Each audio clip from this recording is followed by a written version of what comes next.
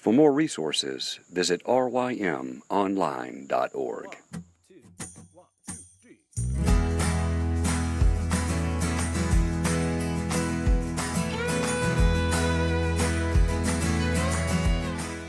The Local Youth Worker is a daily podcast that's centered on 5 questions each week.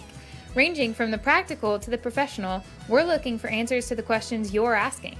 Whether you're in full-time, part-time, or even volunteer youth ministry, this podcast is for you.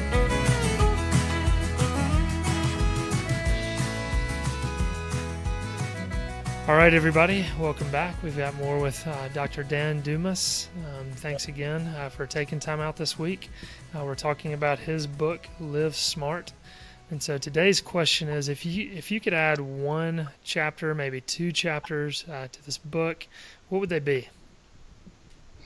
I think I would at least expand, if not add in greater depth and length, a section on personal purity in all of its forms, not just the sexual side of personal purity, but in all of its forms.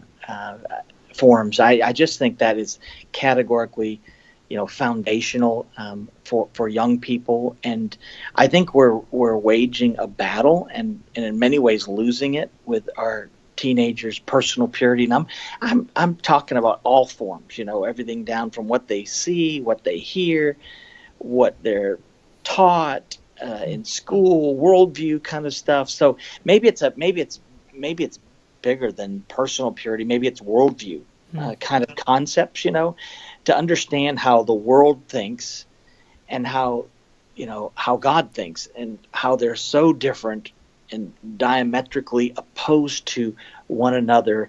And I'm deeply concerned about personal purity. I think that if the devil can sink his teeth into the next generation, it takes them off course.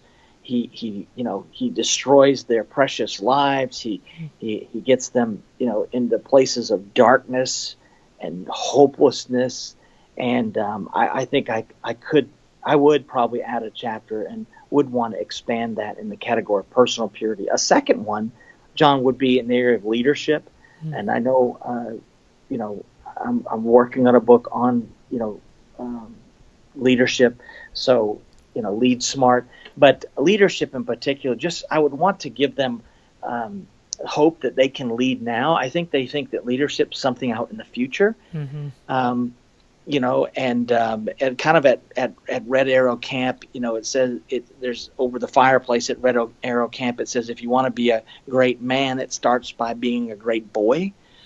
And I think that's true in leadership. If you want to be a great leader, it starts by being a great teenager, So don't procrastinate leadership. Take advantage of that in all of its forms. And, I think churches don't open doors enough for student leadership. They don't give them enough opportunity, again, because they dumb it down. They think they're not ready, and they don't let them get out there and kind of wrestle with all the leadership themes and all the things that is expected of them. So leadership would be a second chapter. If I could have a 1-2 punch, it would be worldview and leadership. Yeah, those are both really good. And as you're talking about leadership, what's some advice you would give to youth workers on trying to encourage students to lead in the local church, in their own ministries? What are maybe some practical avenues in which they can encourage students to lead? Have you given any thought to any of that? Yeah, absolutely. As I'm kind of crafting and putting together the themes for Lead Smart, the banner over this leadership piece for me is Psalm 78, 72, where it states that David shepherded with the purity of his heart, skill of his hands. And so, I think that both are true. I think you've got to have integrity of heart and skill of hands. And I think we spend a lot of time with young people talking about the integrity of heart, and we don't go the full breadth and the full picture and give them skill of hands, like their competency. So we're focused on their character, but we drop off on the competency. So I think as a youth worker, you have to set a culture of high expectations and leadership, that you expect them to step up, and you expect them to take risk, and you expect them to think outside the box, and you expect them to do all of these disciplines that faithful leaders engage in on a regular basis. And so I just think that creating a culture for that, and then letting them fail. I mean, they aren't going to be perfect. It's going to be a little bit messy. It's like all leadership, but let them try, put together a little team and say, okay, you guys come up with the next Wednesday night's order of worship, songs, sermon. Let them do the whole thing. And then when it's not so great, correct them and help them and be an example to them and come alongside of them. But I think where our perfectionism gets in the way of our true need to raise up the next generation of leadership. They're not just going to wake up one day and be leaders. That is a very intentional process.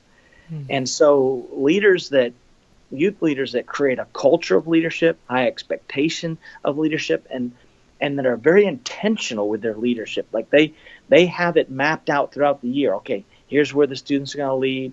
Here's where it's going to take place, and calling people up and out. I mean, sometimes you can't just make a general appeal and say, hey, who wants to be a leader? And they all kind of look at you kind of glassy-eyed. But I think you go to them and say, hey, Bill, hey, Julie, I need you to lead this area of the service.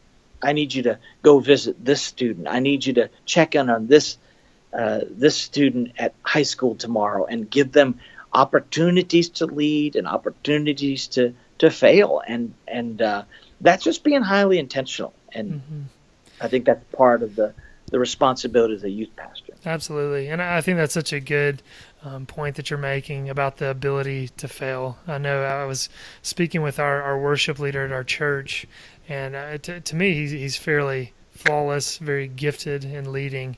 But he was talking to me about being a youth one time in his youth group, and that's where he began to lead music. But he messed up consistently.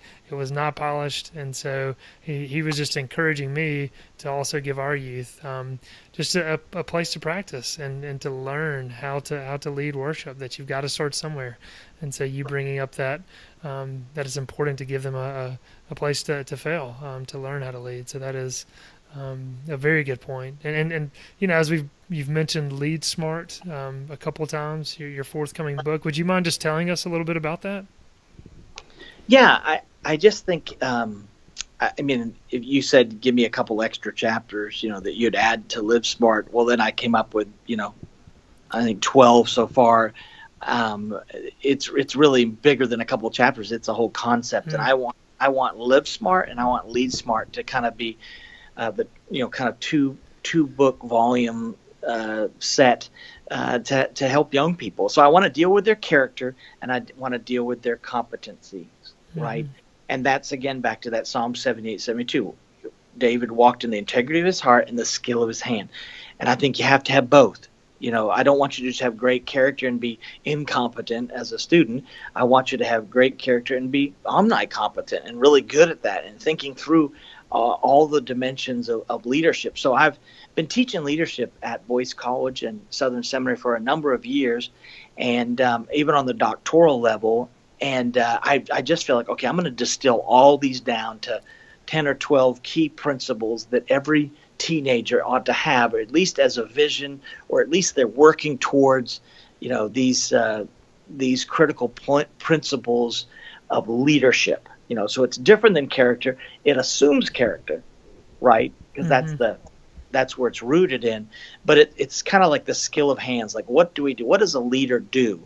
What does a leader think like? What is his disciplines? What's his DNA? What are his practices? And kind of taking all of that from Scripture and applying it to the next generation and teenagers. Excellent. Is there a release date on that yet, or is that still in the works? No, I'm still writing it. I'm just trying to find time to process. I need time to write. Writing is laborious for me in particular. So, but it's framed, it's ready to go, and I just got done teaching it this past semester in the fall. And so that's what I typically do. I frame, and then I move into the craft side, and that's where we're.